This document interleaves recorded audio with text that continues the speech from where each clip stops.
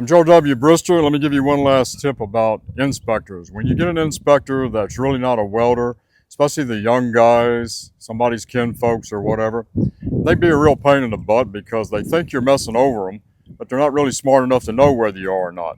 So they get kind of belligerent and they're not sure what's a good weld, not a good weld.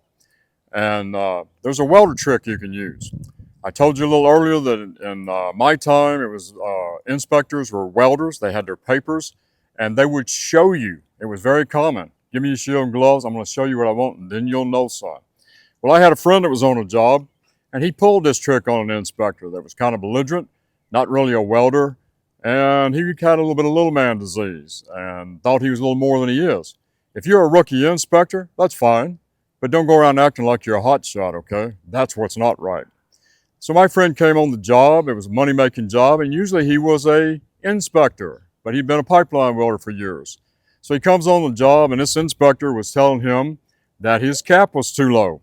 And my friend said, no, it's not.